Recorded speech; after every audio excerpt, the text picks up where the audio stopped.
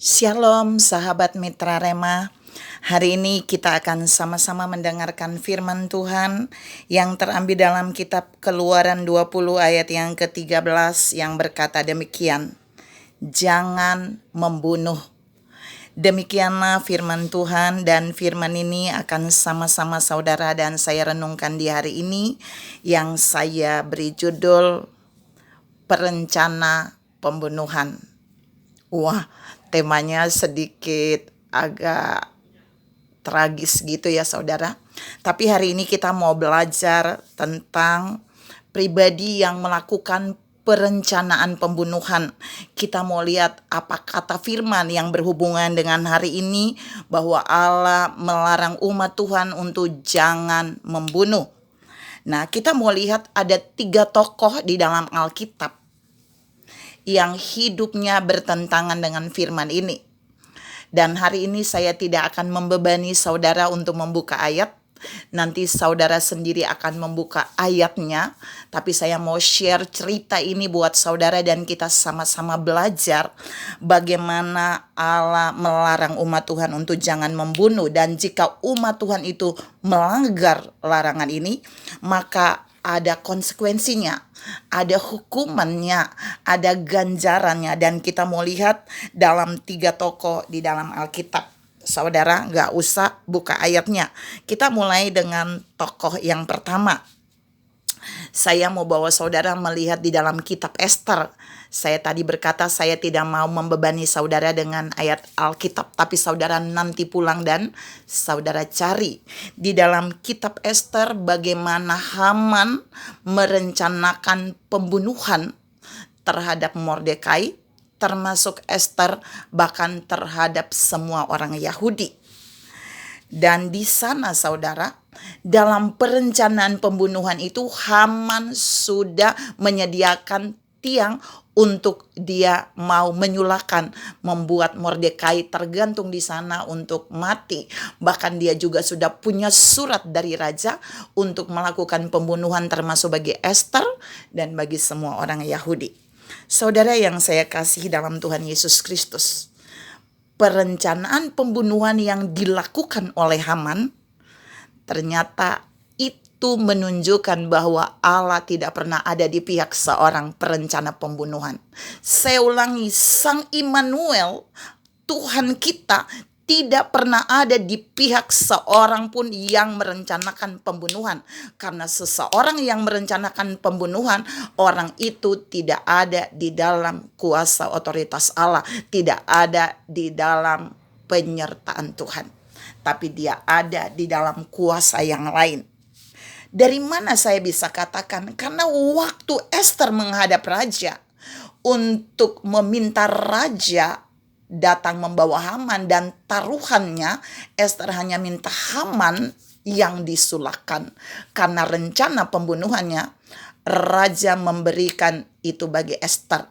Sekalipun Haman menangis memegang Ester di kaki Ester, raja tidak mengindahkan apa yang Haman lakukan. Jadi di sini Tuhan mau bilang buat saudara dan saya bahwa raja tidak ada di pihak seorang pembunuh, perencana pembunuh. Dan Allah yang sama juga tidak pernah ada di pihak seseorang yang merencanakan pembunuhan. Akibatnya Haman sendiri akhirnya mati di tiang yang dia rencanakan untuk membunuh. Saudara yang saya kasihi dalam Tuhan Yesus Kristus, kisah tragis pertama yang saya bahas tadi menunjukkan bahwa Allah tidak main-main dengan satu dosa, yaitu dosa membunuh. Sekalipun Haman belum membunuh, tapi Haman sudah melakukan perencanaan pembunuhan. Dan akibatnya dia sendiri terbunuh dengan apa yang dia mau pakai untuk membunuh.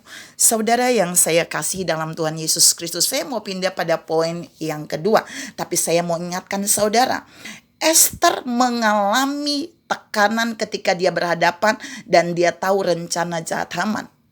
Ester berpuasa, tapi ingat, Ester tidak berpuasa untuk pertobatan Haman. Saya ulangi sekali lagi, di ayat itu Ester tidak berpuasa untuk pertobatan Haman. Ester tidak berpuasa untuk seorang perencana pembunuhan untuk bertobat. No, no, no. Tapi Ester berpuasa supaya raja membalikan keadaan di mana yang merencanakan pembunuhan dialah yang terbunuh. Karena itu Tuhan mau ingatkan saudara dan saya bahwa kita boleh berpuasa, tapi bukan untuk seorang perencana pembunuhan. Tapi kita boleh berpuasa supaya rencana jahatnya dibatalkan Allah dan apa yang direncanakannya berbalik kepada dirinya sendiri. Yang kedua saudara, kita mau lihat dalam kisah Isabel. Isabel adalah istri seorang hamba Tuhan, istri dari Ahab, seorang pelayan di bait Allah. Dia adalah aktor utama yang merencanakan pembunuhan terhadap Nabot. Tapi yang mengeksekusinya bukan Isabel. Isabel memakai orang lain untuk mengeksekusi, untuk melakukan pembunuhan. Dan itu begitu sadis.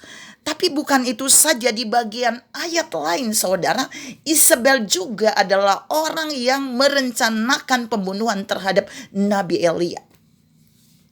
Tapi Alkitab menjelaskan, kalau nanti saudara baca di Raja-Raja, Nabi Elia menyampaikan pesan Tuhan kepada Isabel. Justru Isabel lah yang akan mati sehingga mayatnya tidak akan dikenali.